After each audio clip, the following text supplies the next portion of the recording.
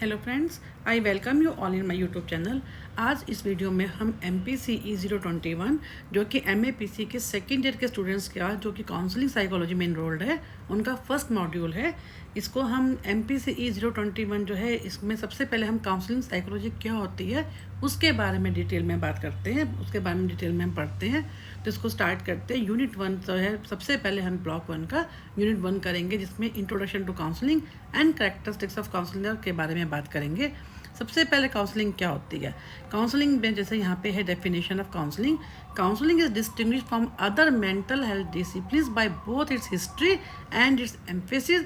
It focuses on development and prevention of serious mental health problems through education and short-term treatment. सबसे पहले मैं आपको brief में counselling simple words में आपको बता दूँ काउंसलिंग क्या होता है। काउंसलिंग क्या होता है कि ऐसा प्रोसेस होता है जिसका फोकस क्या होता है to enhance the psychological wellbeing of the client. और इसमें क्या होता है, एक काउंसलर होता है, एक होता है क्लाइंट। हमेशा जब हम काउंसलिंग साइकोलॉजी की बात करते हैं तो हमेशा हम लोग जो है क्लाइंट ही लिखते हैं और काउंसलर को हम काउंसलर ही लिखते हैं, क्योंकि ये सब चीज़ें बहुत मैटर करती हैं when you think about, when you talk about, when you write about the counselling process. तो सिंपल वर्ड्स में क्या है कि counselling is the process that क्या होता है, focuses on enhancing the psychological wellbeing of the client such that the client is then able to reach his full potential. जो उसका फुल पोटेंशियल होता है उस तक वो पहुंच जाता है। क्यों? क्योंकि उसको फैसिलिटेट कौन करता है, काउंसलर। काउंसलर की हेल्प से काउंसलर इसमें सिर्फ असिस्ट करता है, हेल्प करता है, उसको फैसिलिटेट करता है for the enhancing the psychological wellbeing of the client, ताकि उसका जो बिहेवियर है वो नॉर्मल हो जाए, वो अपने फुल पोटेंशियल को अचीव कर सके। और क्या होता है, काउंसलिंग का जो मेन एम क्या होता है, सफरिंग से हीलिंग का होता है। ये क्योंकि मैं आपको इसलिए बता रही हूँ क्योंकि आपको ये सब चीज़ें मालूम होनी चाहिए कि काउंसलिंग का मेन पर्पस क्या होता है, कि जिसमें हम एम क्या होता है कि सफरिंग से हम हीलिंग की बात करते हैं। और इसके लिए कोई ना कोई हमेशा क्या है, कोई ना कोई एटमॉस्फेयर, कोई फिजिकल अरेंजमेंट, कोई स्ट्रक्चर इस टाइप से होना चाहिए जहाँ पे काउंसलर और क्लाइंट मिलकर दोनों आपस में बातचीत कर सकें। टू वे प्रोसेस होता है, आपस में काउंसलर भी उससे बात करता है क्लाइंट से, और क्लाइंट भी जो होता है वो काउंसलर से डिटेल में अपनी प्रॉब्लम के बारे में डिस्कस करता है। इसके अलावा ये उन लोगों पे भी होती है जो कि नॉर्मल होते हैं, जिनको हमें लगता है कि हाँ हम इनकी बात सुनेंगे तो शायद ये आगे, क्योंकि बहुत ज़्यादा इस टाइप के केस नहीं होते। ये हम अपनी डे टू डे लाइफ में भी, हम एक छोटा बच्चा होता है जब वो स्कूल में जाता है हम उसकी भी काउंसलिंग कर सकते हैं। तो काउंसलिंग क्या होता है, बहुत माइल्ड होता है, जिसमें हम असिस्ट करते हैं, फैसिलिटेट करते हैं क्लाइंट को, ताकि वो अपनी डे टू डे लाइफ में नॉर्मल लाइफ जी सके। ठीक है, इसमें आपको स्टार्ट करते हैं। इसमें क्या कहा है कि it emphasis on growth as well as a remediation, कि उसको हम रीमेडी करते हैं, उसको ठीक करते हैं, उसको बताते हैं कि अगर ऐसे करेगा तो वो एकदम नॉर्मल हो जाएगा। It focuses on providing therapeutic treatments to clients who experience a wide variety of symptom. It is also one of the largest speciality areas within the, क्योंकि काउंसलिंग साइकोलॉजी आज के डेट में बहुत, आजकल तो ई counselling भी चल रही है। आपने देखा होगा कि कोविड के दिनों में ई काउंसलिंग काफ़ी बढ़ गया था, क्योंकि इसमें, और इंडिया में पहले तो सिर्फ ये वेस्टर्न कंट्रीज़ में ज़्यादा था क्योंकि नया कॉन्सेप्ट है थोड़ा, लेकिन इंडिया में भी आजकल जो है काउंसलिंग के केसेस बहुत ज़्यादा हैं। तो इसमें हमारे को जरूरत पड़ती है कहीं ना कहीं अपनी जो है प्रॉब्लम से बाहर निकलने में। तो counselling as a profession relatively new, it grew out of the guidance movement in opposition to traditional psychotherapy में क्या होता है, बहुत सीवियर केसेस आते हैं जिसको हम ट्रीट करते हैं। इसमें इसको हम ट्रीट नहीं करते। काउंसलिंग में क्या होता है, हम सिर्फ फैसिलिटेट करते हैं ताकि वो अपनी साइकोलॉजिकल वेलबींग उसकी अच्छी हो जाए और उसके जो है नॉर्मल अपने फुल पोटेंशियल को जो है क्लाइंट होता है वो अचीव कर सके। हीलिंग की फीलिंग होती है, ना कि जिसमें हम बहुत ही, अगर कोई परेशान भी होता है सफरिंग से, उसको हीलिंग पे लेके आते हैं। तो इसमें क्या करते हैं हम लोग, counselling is open perform face to face in confidential, हमेशा फेस टू फेस होती है ये। और कॉन्फिडेंशियल जो जिसकी हम काउंसलिंग करते हैं क्लाइंट की, तो उसको काउंसलर एश्योर करता है जो आप भी इन्फॉर्मेशन दे रहे हो दैट, और जितनी भी इन्फॉर्मेशन उसको दी जाएगी काउंसलर को, वो सारी क्या होगी, वो कॉन्फिडेंशियल रहेगी, किसी के साथ भी शेयर नहीं की जाएगी। एंड कैन ऑल्सो भी अंडरटेकन बाय टेलीफोन से भी हम कर सकते हैं काउंसलिंग, राइटिंग में भी कर सकते हैं, in this days of the internet by email से भी कर सकते हैं, वीडियो कॉन्फ्रेंसिंग भी हो सकती है, जिसको मैंने अभी आपको बताया कि ई counselling.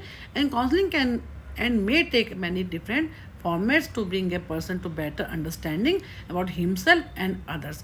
It can therefore be seen that counseling can be benefit a person experiencing problems as finding forming and maintaining. कहीं पे भी उसको किसी को जो क्लाइंट को प्रॉब्लम हो सकती है अपनी प्रॉब्लम फॉर्मिंग में, किसी रिलेशन को मेंटेन करने में, मैरिटल हम देखते हैं जो है मैरिज काउंसलिंग भी होती है, कपल काउंसलिंग जिसको हम बोलते हैं। तो हर जगह हमारे को आज की डेट में काउंसलिंग की जरूरत पड़ती है। तो it is the ability to listen and respond in a way that will help others solve their own problems, attain their potential.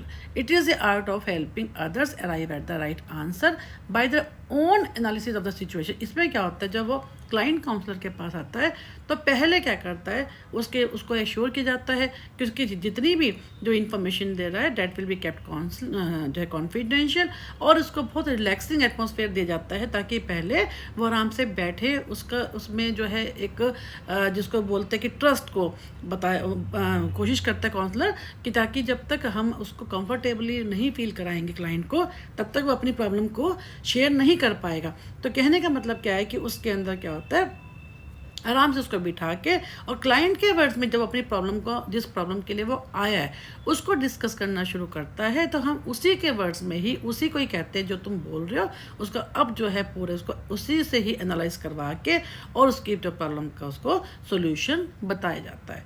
तो ये क्या होता है कि counselling involves talking with the person in a way that helps the person solve a problem or helps to create conditions that will cause the person to understand and improve his behavior। जिस कारण उसका behaviour होगा वो improve होगा, character है, value, जो भी उसकी प्रॉब्लम है, लाइफ के सर्कमस्टांसेस है जिसके कारण वो परेशान होकर काउंसलर के पास आया है। And it is a process that enables a person to sort out क्या इश्यूज़ क्या होते हैं, रीच डिसीजन है affecting their life. Open counselling is sort out at the times of crisis में ज़्यादा ली जाती है। How it need not so as counselling can help us at any time of our life. हम अपनी life के हर जगह हम काउंसलिंग की हेल्प ले सकते हैं। जब हमारे को प्रॉब्लम होती है कि हमें कहीं पर समझ भी नहीं आता कि हम, इवन कैरियर में भी हमें समझ भी नहीं आता कि हम क्या करें, कैसे क्या करें, हमारा इंटरेस्ट कहाँ पे है, हम हमारे पेरेंट्स क्या कहते हैं, हम क्या करना चाहते हैं, तो उस केस में भी हम काउंसलिंग की हेल्प लेते हैं when we stuck into this some problem. फिर क्या in it emphasis and exploration and explore करते हैं understanding the problem and stress is the ideal professional relationship, किसमें, काउंसलर एंड क्लाइंट में। It should be differentiated from advice giving और directing. It should be noted counselling से principal profession होता है ये, इसमें हमारे को किसी को एडवाइस नहीं देनी है, हमने उससे ही, क्लाइंट से ही उसकी बात सुनकर और उसी से ही उसका सोल्यूशन निकलवाना है।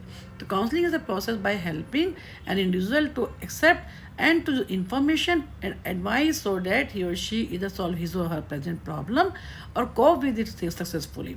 तो काउंसलिंग किस पे डिपेंड करती है, depend upon heavily on the information, उस इंफॉर्मेशन पे जो कि क्लाइंट जो है काउंसलर को दे रहा है। अब इसमें क्या अमेरिकन जो है काउंसलिंग एसोसिएशन ने क्या क्या बताया कि इसके काउंसलिंग क्या क्या होता है। काउंसलिंग इज ए प्रोफेशन होता है, counselling deal with personal, social, vocational empowerment and educational concerns and counselling is conducted with persons who are considered to function with in the जो नॉर्मल रेंज में जो लोग काम करते हैं, ठीक है। ऐसे लोग लेकिन जिनकी फंक्शनिंग नॉर्मल होती है, जो जिनको उस टाइप का कोई बहुत ज़्यादा प्रॉब्लम नहीं होती, क्योंकि हम डे टू डे लाइफ में भी काउंसलिंग को हम यूज़ कर सकते हैं। Counselling is theory based and takes place in structured, कोई ना कुछ के लिए स्ट्रक्चर, जैसे मैंने अभी आपको बताया था कि उसके लिए कोई ना फिजिकल सेटिंग होनी बहुत ज़रूरी है, जो कि जहाँ बैठकर कंफर्टेबली जो है उस टाइप का एटमॉस्फेयर होना चाहिए, नॉइज़ फ्री होना चाहिए, जहाँ भी इसको हम सारा आगे पढ़ेंगे इसके बारे में, जहाँ पे आराम से जो क्लाइंट है वो अपनी बातों को काउंसलर के सामने रख सके। Counseling is a process in which clients learn how to make decisions and formulate new ways of behaving, feeling and thinking. And counseling encompasses various susceptible। इसको कहने का मतलब ये कि ये डिफरेंट स्पेशलिटी के जो होते हैं ना वो इसमें होती है। कई तरह के जो काउंसलर होते हैं, डिपेंड अपॉन द वो किस उसको स्पेशलिटी को टैकल कर रहे हैं। अब क्या काउंसलिंग एंड गाइडेंस, ये बहुत कॉमन है, 3 नंबर वाले में आ जाता है। काउंसलिंग क्या होती है, जब हम किसी प्रॉब्लम में फंस जाते हैं या हमें समझ में नहीं आता कि हम क्या करें। गाइडेंस क्या होता है, हम कहीं जा रहे हैं और हमें रास्ता नहीं पता तो हमें बताएं, हम किसी ऐसे एक्सपर्ट से पूछें जो ऑलरेडी वहाँ से, जैसे मान लीजिए हम अपनी फ्रेंड के घर जा रहे हैं और हमें नहीं पता कि उसका घर हमें कहाँ मुड़ना है, तो अपनी उसी फ्रेंड को या किसी दूसरी फ्रेंड को पूछें कि भैया तुम वहाँ पे गई थी तो मुझे रास्ता नहीं, तो वो बताएगी बताए। तो गाइडेंस क्या होती है, सिंपल क्या होता है, जिसमें हम अपनी ऐसे हेल्प होती है, जिसमें एडवाइस होती है। Guidance is the term use to denote the process of helping an individual to gain self understanding and self direction so that he can adjust maximally to home, schools और community environment. जो कि हम बहुत common है चीज़, guidance हम कभी भी किसी से भी हम लेते हैं, लेकिन हम इसमें किसी भी प्रॉब्लम को हम उस टाइप से नहीं कि हमारे कोई साइकोलॉजिकल कोई प्रॉब्लम होती है, हम गाइडेंस कभी भी ले सकते हैं किसी से भी। एंड गाइडेंस इज गिविंग क्या होता है, लीडरशिप, वो जो कि जिसकी एक्सपर्टीज होती है, सुपरविजन है, डायरेक्शन होती है, प्रोफेशनल गाइडेंस होती है फॉर फ्यूचर एक्शंस। ठीक है, guidance has more to do with something that you are not sure of, something you don't know about and you have someone who is familiar. जिसमें हम जैसे अब हम कोचिंग लेते हैं, वो भी क्या एक तरह का वही तो है। हम आजकल देखते हैं नीट की, जेई की और डिफरेंट तरह की जो है कोचिंग चलती है, तो वो भी एक तरह से गाइडेंस ही है, जिसमें हमारे को जो हम लाइन लेना चाहते हैं उसके बारे में हमारे को बताया जाता है, उसमें हेल्प की जाती है हमारी, उसकी एडवाइस लेकर उसको जो हमारा जो कोर्स है उसको आगे बढ़ते हैं। Someone who provides guidance offers suggestions how to explore various alternatives and counselling में ऑल्सो, वो भी उसमें भी सजेशन होती हैं, but it also tries to teach you methods. जैसे डिफरेंट आप पढ़ेंगे काउंसलिंग के जो मेथड होते हैं, हमें काउंसलिंग के केस में क्या होता है, उसमें भी हम सजेशन ही देते हैं, लेकिन डिफरेंट मेथड्स होते हैं उनको, जिनको हम यूज़ करते हैं फॉर रीचिंग द गोल्स। तो in practice there may be no difference between two because it depends how people practice each technique and how they interpret their skill। पर गाइडेंस क्या होते हैं, ये क्या होते हैं, प्री प्रॉब्लम होती है। हम कभी हम किसी प्रॉब्लम में नहीं फंसते, वैसे ही अपनी और किसी से भी हम बात कर सकते हैं, किसी भी चीज़ में हम उनसे गाइडेंस ले सकते हैं। लेकिन काउंसलिंग क्या होता है, ये पोस्ट प्रॉब्लम, हम किसी प्रॉब्लम में फंस जाते हैं, जो क्लाइंट आता है काउंसलर के पास, कोई उसकी प्रॉब्लम होती है, उसी को सॉल्व करने के लिए उसके पास आता है। तो एक तो ये मेजर डिफरेंस होगी, जिसमें काउंसलिंग क्या होती है, पोस्ट प्रॉब्लम होती है, गाइडेंस क्या होता है, प्री प्रॉब्लम होती है। इसके अलावा क्या होता है, counselling is not giving opinion, instruction और advice, it is using facilitative listening and questioning to allow the client to choose the best solution for a problem. Counselling में हम क्या करते हैं, किसी को ओपिनियन नहीं दे रहे, बल्कि हम क्लाइंट से ही जो बोल रहा है, उसकी जो इन्फॉर्मेशन दे रहा है, उसी से ही उसके ध्यान से सुनकर और फिर उसको जहाँ पे हमें लगता है कि नहीं ये इसको ऐसे ये नहीं कहना चाहिए, पूरी उसकी बात सुन के फिर उसको वो भी करते हैं, उसके जो है काउंटर एक्ट भी करते हैं कि नहीं आपने यहाँ पे ऐसे किया, उसी को इंटरप्ट करके लास्ट में उसके बाद क्या करते हैं, उसकी हेल्प की जाती है, उसको ओपिनियन नहीं दी जाती। लेकिन उसमें क्या होता है, हम किसी की हेल्प करते हैं, गाइडेंस में क्या होता है, डायरेक्शन और हेल्प दी जाती है, जबकि काउंसलिंग में क्या होता है, क्लाइंट खुद ही उसका सोल्यूशन ढूंढता है। तो इसमें क्या है कि एक ये हो गया इसका सेकंड डिफरेंस। फिर गाइडेंस रेफर्स टू एक्ट और process of guiding. Guidance is a type of counselling such as that provided for students seeking advice from about vocational and educational matters. तो इसमें क्या हो गया, एक तो हमने क्या कहा कि हम किसी प्रॉब्लम में उसमें क्या होता है फंस जाते हैं, तब करते हैं काउंसलिंग। उसमें क्या होता है, विदाउट जो है हम किसी बिना प्रॉब्लम के, ये प्री प्रॉब्लम होती है। ठीक है, सेकेंड हमने क्या किया, गाइडेंस में जो होता है एक वो हम ये भी कर सकते हैं कि उसमें प्रॉपर गाइडेंस जो होती है हम चलते फिरते भी हम किसी को भी दे सकते हैं, फ़ोन पे भी दे। काउंसलिंग के लिए क्या होता है, प्रॉपर एटमॉस्फेयर होता है जहाँ पे इवन हम ई काउंसलिंग भी करते हैं, तो प्रॉपर सेटअप होता है जहाँ पे काउंसलर जो होता है बैठकर आराम से क्लाइंट की जो प्रॉब्लम को सुनता है, समझता है और उसके जवाब, या ईमेल भी अगर वो करता है तो उसके लिए कुछ प्रॉपर स्ट्रक्चर होना चाहिए। चाहे ई काउंसलिंग में ईमेल के थ्रू भी वो देगा तो उसके पास कंप्यूटर होना चाहिए। तो कहने की मतलब क्या है कि इसमें एक प्रॉपर एटमॉस्फेयर स्ट्रक्चर की जरूरत होती है, जबकि इसमें गाइडेंस में उस टाइप का कुछ भी नहीं चाहिए होता। फिर इसके अलावा गाइडेंस में हम क्या है, एक और चीज़ भी, गाइडेंस जो होती है वो हम किसी को भी दे सकते हैं, लेकिन जो काउंसलिंग होती है वो सिर्फ उन लोगों को दी जाती है, क्लाइंट्स को, जिनको उसकी ज़रूरत होती है, जो क्लाइंट जो किसी प्रॉब्लम से फेस करते हैं प्रॉब्लम को। इसके अलावा गाइडेंस के लिए क्या होता है, किसी हमारे को सर्टिफाइड कोई उसके लिए कोई लाइसेंस की जरूरत नहीं होती है, लेकिन हम काउंसलिंग की बात करते हैं तो हमें कोई एक्सपर्ट चाहिए होते हैं, काउंसलर चाहिए होते हैं जो अपने फील्ड में क्या होते हैं, परफेक्ट होते हैं।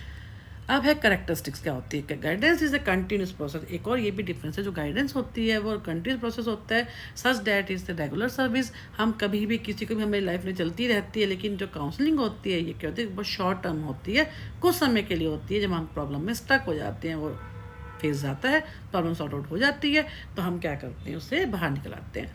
It is both generalised and specialised service. It is generalised service because teachers, lecturers, advisers, deans, parent, ये सारे कौन करते हैं, ये हमारे को गाइड करते हैं। It is generic term as it includes information giving and research activity, ये भी वही चीज़ है।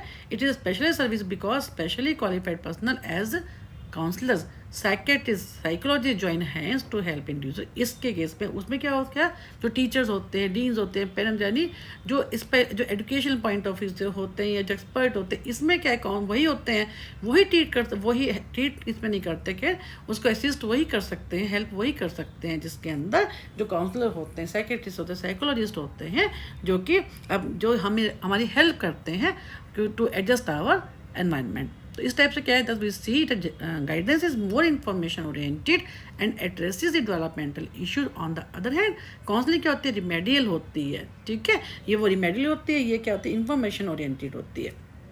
फिर है काउंसलिंग एंड साइकोथेरेपी, हम इसकी भी बात करें, ये भी बहुत इंपॉर्टेंट है, ये भी एग्जाम में 3 नंबर वाले में कई बड़ा फ्रिक्वेंटली आता है ये, कि साइकोथेरेपी और काउंसलिंग में क्या फ़र्क है।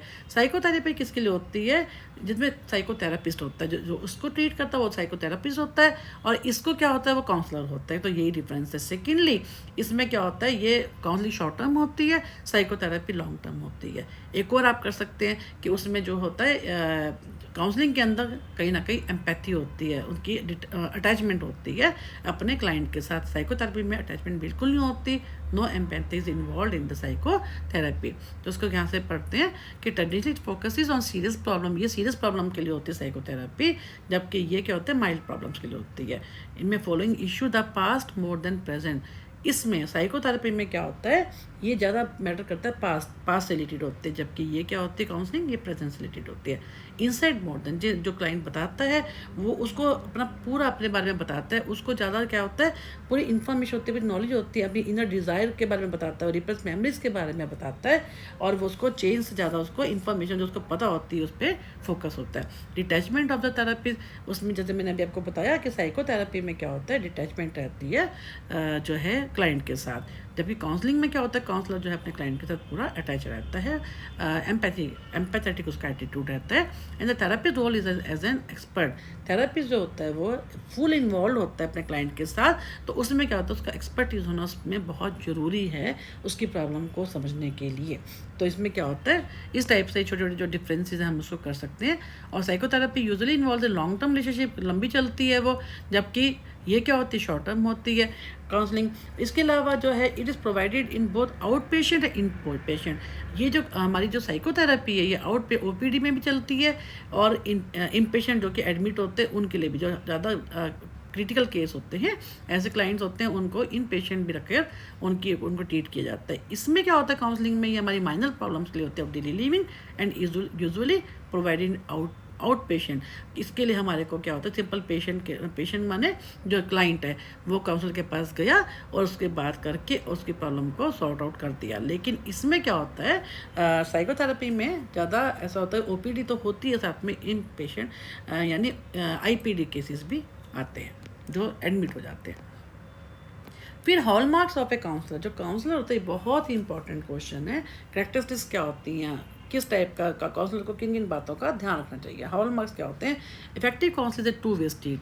सबसे ज़्यादा इंपॉर्टेंट है कि जो काउंसलिंग होती है इसमें दोनों का इन्वॉल्व होना बहुत ज़रूरी है, कोऑपरेटिव एफर्ट ज़रूरी होते हैं बाय बोथ दी, जो काउंसलर का भी और क्लाइंट का भी, ठीक है, कमिटमेंट होती है, ठीक है। तो इसमें क्या था, term counsellor has numerous meaning, most often it is used to describe someone who is the therapist. कई बार हम काउंसलर को क्या कहते हैं, थेरेपिस्ट कहते हैं, which could mean a license clinical social. लेकिन वास्तव में आजकल जो टर्म चेंज हो गई, काउंसलर थोड़ा अलग है, और जो है साइकोथेरेपी जो होता है दैट इज़ अलग, थेरेपिस्ट होता है वो अलग होता है। काउंसलर क्या हो सकता है, मैरिज है, फैमिली काउंसलर हो गया, psychological, even psychiatrist who conducts regular therapy session. Counsel is also a term used to describe lawyers, जैसे हो गए वो हमारे जो है क्या करते हैं, वो भी हमारी काउंसलिंग करते हैं। तो इन्होंने क्या कहा कि इसी से जो है काउंसलर ये हो सकते हैं। An effective counsellor can identify negative thinking पे, जो अच्छा होगा काउंसलर वो क्या करता है, सबसे important can identify negative thinking patterns such as feelings of sadness. जो क्लाइंट है वो कितना सैड है, उसका डिप्रेशन देखकर, एंग्जाइटी देखकर, और उसको एनकरेज करके to build upon personal strength, उसकी जो पर्सनल स्ट्रेंथ है उन पे फोकस करके, और suggesting skills that you can overcome self inflicted. यानी जब क्लाइंट उसके पास आता है काउंसलर के पास, तो जो इफेक्टिव काउंसलर क्या करता है, उसको उसकी बात सुनता है बहुत ध्यान से, उसके बाद उसको देखता है कितना सैड, उसकी फीलिंग्स को, कहाँ पे उसकी बातों में डिप्रेशन है, कहाँ पे उसको एंग्जाइटी उसको लगती है, फिर उसी से ही उसकी जो पर्सनल स्ट्रेंथ होता है उन पर फोकस करके, जब ऐसा हुआ था तो सोचो आपने कैसे किया था उस प्रॉब्लम को। अगर ऐसी प्रॉब्लम उस समय आती तो आपने उसको कैसे सोचो, कैसे डील करते, ये सब चीज़ें यानी उसके अंदर जो उसकी पर्सनल जो स्ट्रेंथ होती है उन पे फोकस करके उन्हीं से ही उसकी स्किल्स को साथ उस प्रॉब्लम से उसको बाहर निकाला जाता है। तो यानी इसलिए काउंसलर क्या क्या होता है, पॉजिटिव एटीट्यूड होना बहुत ज़रूरी होता है। A good counsellor can assist you in making positive changes in your relationship. जबकि ये सब चीज़ें बहुत ज़रूरी होती हैं, क्योंकि वह जो काउंसलर होता है वही सिखाता है हमारे को teach you effective ways of communicating. और कम्युनिकेशन स्किल्स इसमें बहुत मैटर करती हैं। इन द केस ऑफ जब आप काउंसलर के पास जाते हो तो आप जब अपनी बात उसके सामने रखते हो तो उसकी जो कम्युनिकेशन स्किल है वो कैसे आपके सब कुछ सुन के वो आपको कैसे बात करता है आपसे, वो भी बहुत मैटर करती है। तो इसमें क्या होता है, ऑनेस्ट एक्सचेंजेस होते हैं with the people in your life who may be causing you emotional pain. तो कहने का मतलब क्या है कि मैं जो काउंसलर के अंदर क्या क्या चीज़ें होनी चाहिए, हॉलमार्क्स हो, इसी को आप कंटिन्यू करके कैरेक्टरिस्टिक्स के साथ भी जोड़ सकते हैं कि counsellor skills would certainly include knowledge of the psychological theories. उसको सारी जितनी भी थ्योरीज हम यूज़ करते हैं साइकोलॉजी में उनकी उसको नॉलेज होनी चाहिए, ताकि वो क्लाइंट की प्रॉब्लम के हिसाब से उनको सबको देख कर कि कौन सी उसकी प्रॉब्लम में उसको कौन सी जो है थेरेपी चाहिए, कौन सी उसको जो है थ्योरी अप्लाई होगी, वो उसके हिसाब से वो कर सके। और इसमें क्या कैरेक्टरिस्टिक्स ऑफ द काउंसलर, सच में एक और लाइन भी देखिए, counsellor should be aware of the multi cultural issues. ये सबसे इंपॉर्टेंट, इसको भी आप आगे पढ़ोगे कि इसमें क्या होता है, कई बार जो है क्लाइंट तो किसी और उससे बैकग्राउंड से होता है, काउंसलर कहीं और से होता है, तो उनको उसको जो है इन सब चीज़ों के बीच में नहीं लेके आना हो। तो कोई मालूम हो जाए जो तो क्लाइंट आया है वो किस बैकग्राउंड से आया, उसके हिसाब से उसको हैंडल करना चाहिए। अब आप बात करते हैं characteristics. A counsellor personality is a crucial ingredient in determine the effectiveness of counselling. The skills needed for effective counselling क्या होता है, नॉन नेगोशिएबल होते हैं, नॉट ओपन टू कॉम्प्रोमाइज की कोई उसमें गुंजाइश नहीं होती।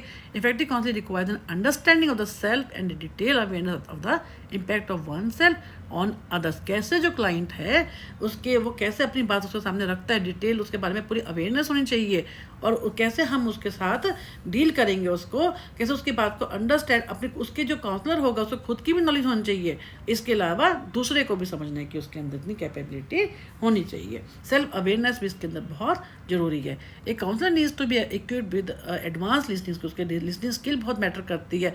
उसको सबसे ज़्यादा इंपॉर्टेंट तो यही है कि जब क्लाइंट आता है उसके पास पहले उससे उसके बाद सुने, और ओपन माइंड उसको होना चाहिए। It is necessary to develop the ability to listen with an open mind to refrain from judgemental response. कहीं पे भी उसको जजमेंटल नहीं होना है, कहीं पे भी उसको ये नहीं कि अगर जो है उसको लगता है कि नहीं क्लाइंट यहाँ पे उसको रोक रहा है कि नहीं, इसको यहाँ पे जो फील कर रहा है वो गलत है, नहीं, पहले कहीं पे बायस नहीं होना है उसको। अगर क्लाइंट इवन उससे खुद का फैमिली फ्रेंड भी है, कोई रिलेटिव भी है, इवन देन उसको जो है अनबायस्ड होकर ही अपना जो है जिसको बोलते हैं डिसीजन सुनाना है। Counselling demands a process of negotiation and problem solving. A clear goal needs to be set that client is able to take appropriate action their own life space. अपनी खुद की लाइफ स्पेस के बारे में वो कह रहे हैं कि क्लाइंट के लिए कि अप्रोप्रिएट खुद ही एक्शन लेगा, and also the responsibility for the consequences in their action. फिर सेल्फ डिस्क्लोजर बहुत इंपॉर्टेंट है, क्योंकि कम्युनिकेशन जब आप करते हो तो सेल्फ डिस्क्लोजर बहुत इंपॉर्टेंट है कि आप कैसे use by effective communicator when it is use with in the constraints of the therapeutic encounter. It needs to be done with considerable care. जो कि आपको जहाँ पे आप काउंसलिंग करते हो वहाँ पे कॉन्स्टेंट्स का भी आपको ध्यान रखना है। उसी जो उनकी आपको एक जिसको बोलते हैं एक ऐसा एटमॉस्फेयर तो है ही है, इसके अलावा कुछ ऐसी चीज़ें भी जो हमें इस चीज़ को शुरू से मेंटेन करनी है। जहाँ पे क्लाइंट और काउंसलर का जहाँ पे रिलेशनशिप की बात होती है उन सब चीज़ों को भी ध्यान में रखना है। कहीं ऐसा तो नहीं क्लाइंट जो है ज़्यादा वो हो रहा है, हाइपर हो रहा है, या उठ के बीच में जा रहा है, या लाइट जो है वो प्रॉपर नहीं है रूम के अंदर। तो कई चीज़ों को उसको ध्यान में रखकर ही जो है काउंसलिंग करनी चाहिए। And understanding of the complexity of communication basic foundation. बहुत ही ज़्यादा एक कम्युनिकेशन बहुत ज़्यादा रोल है development of an effective counselling framework. And ability to read interpret and respond non verbality is critical. इसमें जो हम जितनी भी हम इसे जो प्रैक्टिस कर रहे हैं ये सारी की सारी आपके आगे भी आएंगी। ब्लॉक 3 में यूनिट 1 में काफ़ी डिटेल में है। आप जब करेंगे तो चाहे यहाँ पे करिए, यहाँ पे बहुत कम है, पॉइंट्स में नहीं है, वहाँ पे आप जब आप करेंगे ब्लॉक 3 में यूनिट 1 में पेज नंबर 9 पे मेंशन्ड है, वो सारी पॉइंट्स के अंदर जब हम वो करेंगे तो काफ़ी डिटेल में उनके बारे में भी बात करेंगे। तो काउंसलिंग यहाँ पे सिंपल है, चाहे ये क्वेश्चन आए यहाँ पे आए चाहे वहाँ पे आए, तो आपको कोशिश करिएगा कुछ यहाँ से लेंगे, कुछ हम जो है बाकी जो पॉइंट्स होंगे वो वहीं से लेंगे ब्लॉक नंबर 3 से। तो इफेक्टिव काउंसलर क्या require the skills of assertiveness, assertive उसको होना चाहिए, the ability to confront a client when it is therapeutically, जहाँ पे उसको लगता है काउंसलर को कि यहाँ पे क्लाइंट जो है वो गलत है, तो उसको रोकना भी चाहिए, उसको कन्फ्रंट भी करना चाहिए। And counsellors must be competent in the communication to be credible and must be able self monitor, they must have the ability to concentrate their messages so that their immediate that is the relate to here and now. यानी जो counsellor जो होता है अपनी बातचीत करने में इतना कॉम्पिटेंट होना चाहिए, और उसको मालूम होना चाहिए, जो उसको खुद को मॉनिटरिंग करने का सिर्फ एवेल्यूशन की बस में कैपेसिटी होनी चाहिए, और इसके अलावा उसको ये मालूम होना चाहिए जो इन्फॉर्मेशन दे रहा है, जो उसको कम्युनिकेट कर रहा है वो जो है क्रेडिबल इन्फॉर्मेशन ही उसको पास कर रहा है। यानी उसमें कहीं ना कहीं भी उसको इंटरपर्सनल इश्यूज़ में, इंटरेक्शन में, कम्युनिकेशन में उसको नहीं फंसना है काउंसलर को। ये सब उसके अंदर जो है कैरेक्टरिस्टिक्स होनी चाहिए। एंड ही और she has an internal source of motivation and drive and sees growth instead of external. खुद के अप्रूवल, खुद हम हर जगह ये कर रहे हैं ना, उसको खुद के बारे में अंडरस्टैंडिंग बहुत ज़रूरी है। Counsellors must recognise the impact of their own personal, अपनी खुद की personal values, attitude, self esteem, इन सब की उसको नॉलेज होनी चाहिए, समझना चाहिए उसको खुद के बारे में। And the effective counsellor must develop the and use the ability to model his और behaviour for the client that is one of the most potent media for personal growth and change. यानी यहाँ पे again जो counsellor है उसको अपनी खुद की भी वैल्यूज़ को ध्यान में रखना है, खुद के एटीट्यूड, खुद की सेल्फ एस्टीम को भी मेंटेन करना है। ऐसा नहीं कि जो क्लाइंट है वो कुछ भी बोले जा रहा है और जो है अगर वो काउंसलर के लिए भी कुछ बोल रहा है तो उसको खुद की मेंटेन करनी, सेल्फ एस्टीम को भी उसको मेंटेन करना है। एंड कॉन्फिडेंशियलिटी सबसे ज़्यादा इंपॉर्टेंट जो है वह है कॉन्फिडेंशियलिटी। जब आप काउंसलिंग करते हो तो आपको कॉन्फिडेंशियलिटी को बहुत ज़्यादा मेंटेन करना है, कि तभी वो क्लाइंट जो है जब उसको एश्योरेंस दी जाएगी कि जो भी आप इन्फॉर्मेशन दे रहे हो वो कॉन्फिडेंशियल रखी जाएगी, किसी के साथ आप शेयर नहीं की जाएगी, तभी वो खुलकर आपसे अपनी सारी बातें शेयर कर पाएगा। And the little time you spend with the client each week should allow him to feel he can express his concern. हर वीक, यानी हालांकि जो काउंसलिंग होती है काफ़ी शॉर्ट होती है, लेकिन उसको जो है वीकली उसके साथ सेशन करने चाहिए ताकि उसके साथ वो है कंफर्टेबल हो सके और जो है सारी बात उसके सामने अपनी रख सके। एम्पैथी क्या होता है? एम्पैथी होनी बहुत ज़रूरी होती है। जो काउंसलर होता है ये अपने आप को सोचे कि अगर वो क्लाइंट की जगह हो तो कैसा हो, तो यानी इसके अंदर एम्पैथी रखनी बहुत ज़रूरी होती है क्लाइंट के साथ। Counsellor achieve credibility by being honest होना चाहिए, कंसिस्टेंट होना चाहिए, अपने बायस नहीं होना चाहिए, take risk every day and face rejection by the client और फेस क्लाइंट्स और situation they may not be prepare to face. तो उसमें क्या होता है कि जो काउंसलर होते हैं, मैंने जैसे भी आपको बताया, कई बार जो होता है क्लाइंट्स का एटीट्यूड बहुत डिफरेंट हो जाता है, बहुत वो काउंसलर के साथ भी बहुत गलत ढंग से करना शुरू कर देते हैं बिहेव। तो उन्हें क्या है कि उनको मालूम होना चाहिए जो डे बाई डे जो काउंसलिंग कर रहे हैं उसके रिस्क क्या हो सकते हैं, प्रॉज एंड कॉन, हर चीज़ की बातों को ध्यान में रखकर ही उसको काउंसलिंग करनी चाहिए। और इसको कहीं ना कहीं ये भी होना चाहिए कि अगर मान लो तो क्लाइंट जो है रिजेक्ट कर देता है तो उस सिचुएशन को भी फेस करने के लिए उसको तैयार होना चाहिए और उसको रेसिस्ट नहीं होना चाहिए।